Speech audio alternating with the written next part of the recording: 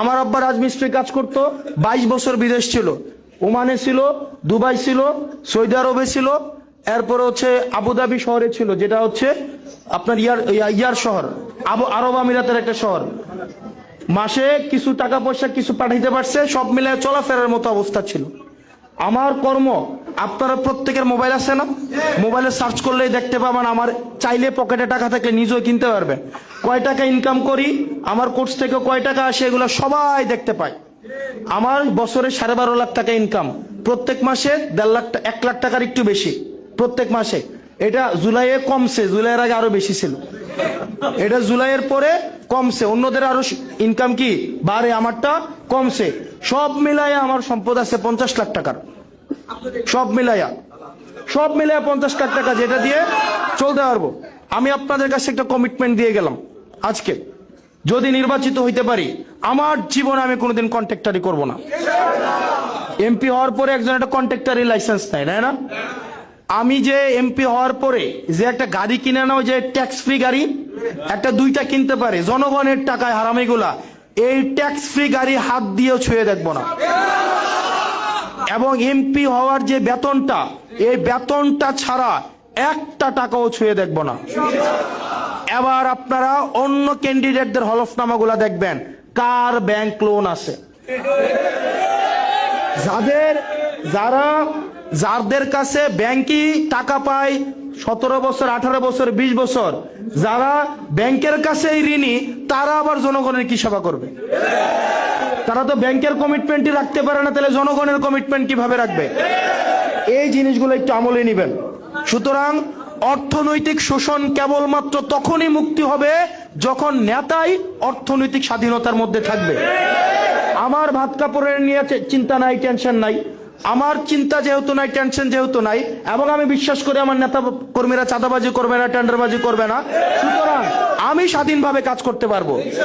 এখন আমার নেতা কর্মীরা যদি চাঁদাবাজ হয় আর গুমতি নদীর মাটি কাটে, সেই জায়গায় আমি কখনো অর্থনৈতিক মুক্তি আমি দিতে পারবো না।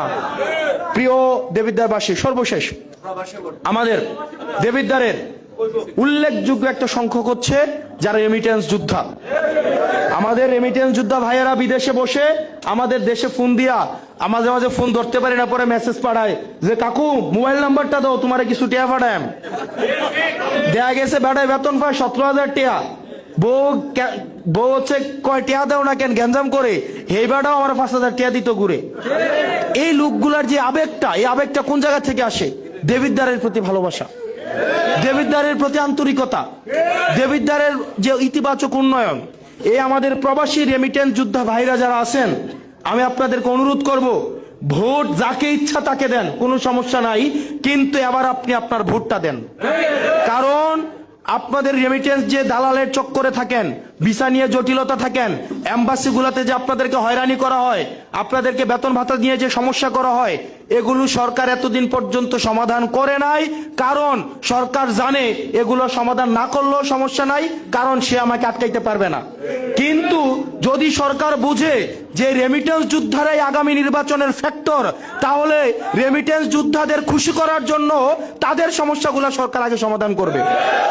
সেজন্য বাংলাদেশের রেমিটেন্স যোদ্ধারা পৃথিবীর যে প্রান্তেই থাকুন না কেন, যাকে ইচ্ছাই ভোট দেন না কেন, আপনারা অবশ্যই অবশ্যই আবার ভোটাধিকার প্রয়োগ করেন।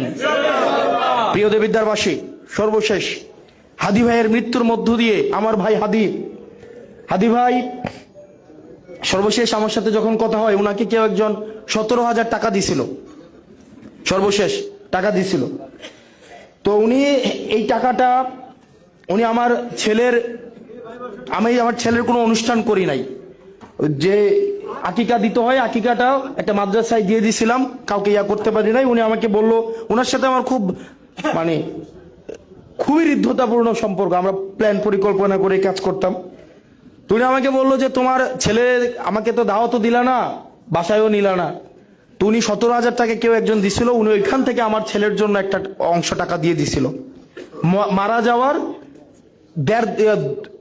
উনি মারা গেল শুক্রবারে, গুলি করলো শুক্রবারে, এটা হচ্ছে উনি আমাকে বুধবারে টাকাটা পাঠাইলো, এবং বৃহস্পতিবার 1:35 ওনার সাথে আমার কথা হয় একটা বিষয়, দেবিদ্বারের একটা বিষয় নিয়ে। তো হাদি ভাইয়ের মৃত্যুর মধ্য দিয়ে একটা বিষয় স্পষ্ট হয়েছে সারা বাংলাদেশের কাছে, এই যে আমাদের বিভিন্ন আদর্শিক দ্বন্দ্ব আছে না সারা বাংলাদেশের, মুক্তিযুদ্ধের পক্ষের শক্তি, বিপক্ষের শক্তি, জুলাইয়ের পক্ষের শক্তি, বিপক্ষের শক্তি, বিভিন্ন চেতনা, এইগুলো আছে না বাংলাদেশে। বাংলাদেশে একমাত্র একটাই আদর্শ, যে আদর্শটা সার্বজনীন এবং সবাই পছন্দ করে, একমাত্র একটাই আদর্শ, সেটা হচ্ছে সততা। এই সততা একমাত্র আদর্শ যেটা নিয়ে কেউ কোনো প্রশ্ন তোলে না।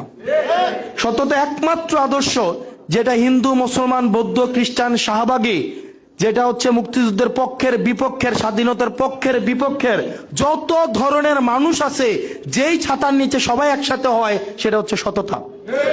হাদি ভাই এই সততার আদর্শ ধারণ করে আগাইতে চাইছিল। তো আমরা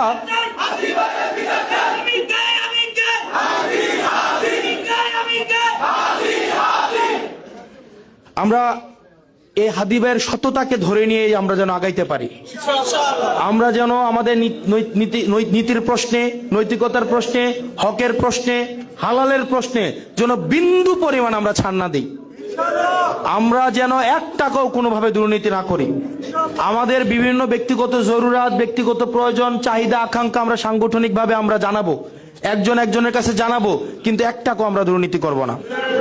আমরা সর্বশেষ প্রত্যেকটা ভাই মানুষের কাছে ভোটটা ভিক্ষা চাইবেন। এই শহীদ ভাইয়ের সম্মানটা রাখেন, আমাকে বেজ্জতি করেন না। ভাই স্যাক্রিফাইস করছে, আমি যেন ওনার মুখটা রাখতে পারি, আমি যেন বেজ্জতি না হই। আপনারা কি আমার বেজ্জতি হইতে দিবেন? আপনারা কি চান আমরা বেজ্জতি হই? আপনারা কি চান আমরা সংস্কারের পক্ষে শক্তি হেরে যাই? আপনারা কি চান যে আমরা যারা হচ্ছে দুর্নীতির বিরুদ্ধে অবস্থান নিয়েছেন আমরা হেরে যাই? আমরা যদি হেরে না যাইতে চাই তাহলে দেবিদ্বারের কোনো মার্কা আছে? দেবিদ্বারের কোনো মার্কা আছে? হাতগড় থেকে ইষ্টগ্রাম কোনো মার্কা আছে?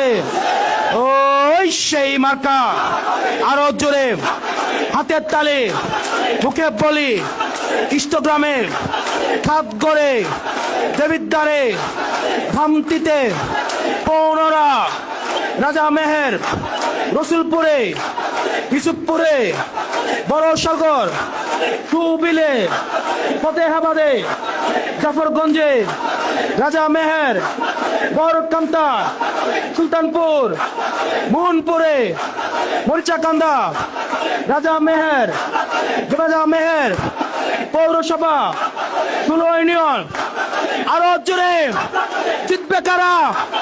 সরকারে, সংসদে, আরো জোরে হাতের তালি, মুখে বলি, কানের থেকে চুল হলো না, আরো জোরে ইনকিলাব, ইনকিলাব, ইনকিলাব, ইনকিলাব, অপোষ্ণ সংগ্রাম, অপোষ্ণ সংগ্রাম, বাধা দিলে বাঁধবে লড়াই, এই লড়াইয়ে জিততে হবে, বাধা দিলে বাঁধবে লড়াই।